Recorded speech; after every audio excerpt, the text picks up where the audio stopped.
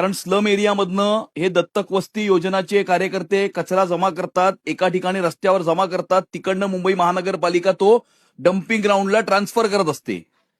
परंतु या दत्तक वस्ती योजनेमध्ये जे निकष इथे म्हटले 150 कुटुंब किंवा 750 लोकसंख्येमागे एक व्यक्ती, याचा पूर्णपणे बोऱ्या हा मुंबई महानगरपालिकेच्या फंक्शनिंगमध्ये उडालेला आहे अध्यक्ष महाराज.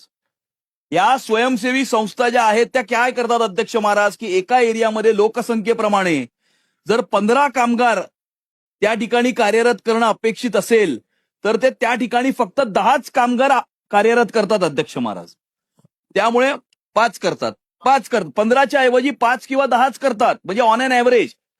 आणि त्यामुळे त्या तेवढ्या कामगारांचा जो मानधन असतं ते त्या ठिकाणी त्या ज्या संस्था असतात त्या गिळंकृत करत असतात अध्यक्ष महाराज. आणि त्याच्यामुळे मोठ्या प्रमाणावरती मुंबई शहरातल्या झोपडपट्ट्यांमधला जो कचरा आहे तो व्यवस्थितरित्या दिवसातनं किमान 2 वेळा प्रत्येक स्लम एरियामधनं कचरा जमा करणं अपेक्षित आहे. कारण स्लम एरियामध्ये घर छोटं असतं, घरामध्ये कचरा ठेवण्याकरता जागा नसते आणि त्यामुळे किमान 2दा तो कचरा उचलला गेला पाहिजे अध्यक्ष महाराज, परंतु तो उचलला जात नाही.